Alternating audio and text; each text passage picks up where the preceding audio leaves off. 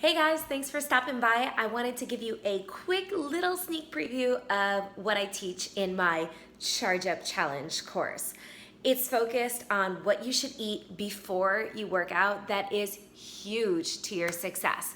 Most of us, I would say, are working out to gain some of this and to lose some of this.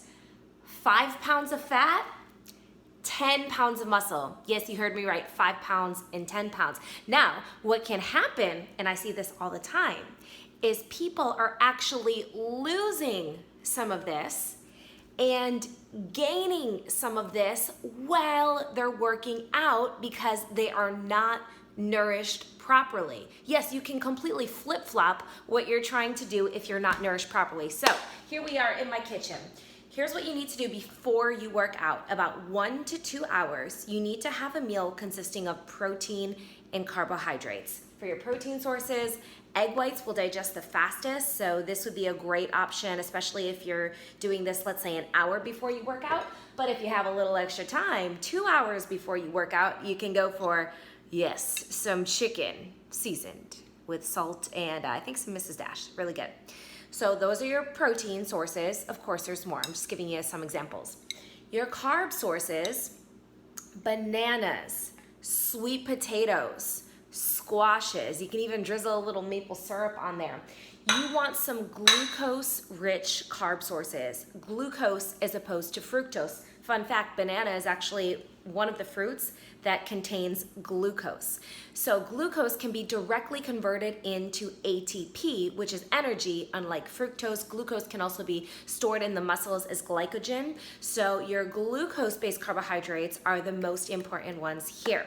Now, another thing to keep in mind, a little fun fact, is that glucose can actually boost your leptin levels. Leptin is your master fat-burning hormone. Fructose does not. So when people say if you eat more, you can boost your leptin levels, eat more carbs, specifically eat more glucose-rich carbs, and you can actually boost your master fat-burning hormone. But that's just a little side note. Let's get back into the pre and the post-workout nutrition. So yes, this is an example of what you might want to do right before you work out. Now, 15 to 30 grams of protein would be great. About 15 to 40 grams of carbohydrates would be awesome. And this is gonna depend on how intense your workout is, if you're male or female, how close to the workout. So as you could probably guess, if you're male and if you're having a really intense workout, you could go towards a higher end. If you're female and not having quite as intense of a workout, you can go towards the lower end of all of those numbers. Now, as far as your fat goes, you wanna minimize that before a workout, and here's why. Because if you are eating a lot of fat, it takes a while to digest, and you're gonna go into the workout with a full stomach, and it takes energy to digest, and that is energy that you're taking away from your workout. So you don't wanna eat a lot of fat. And have you ever had a workout and you start cramping?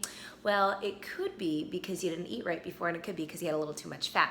You also wanna reduce your fiber. Fiber takes a while to digest, and again, you don't wanna cramp in the middle of your workout, and you don't wanna still be digesting. So minimizing fat and fiber, that would be less than 7 grams of fat and less than 7 grams of fiber is what I typically recommend. You know, plus or minus a couple is fine.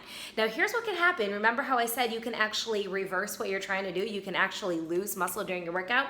Here's why. It's because if you are working out intensely, especially if you're having an intense, like a weightlifting workout or a HIIT workout, for example, your body needs glucose for energy. If you don't have glucose in your body available to be converted into energy, then your body will go for amino acids. Well, if you don't have amino acids in your body, then your body will break down its own muscle, and it will convert your own muscle into glucose to be used for energy. So, you know, your body doesn't know that you're trying to be a beast and you're trying to lose all this fat. Your body a lot of times wants to store fat, especially females, right? Our bodies are in that kind of tendency to store fat. So if you're not eating those protein and carbs, that's why you can lose muscle. And of course, the more muscle we have, the faster our metabolism is. Muscle tissue burns much more calories in your body when you're just laying around doing nothing versus fat tissue. So let's build some of this, let's eat right, and we are going to reach our goals. Now again, that's a little sneak preview of what I teach in my course. If you want more info on my course, stay tuned because it's coming at you.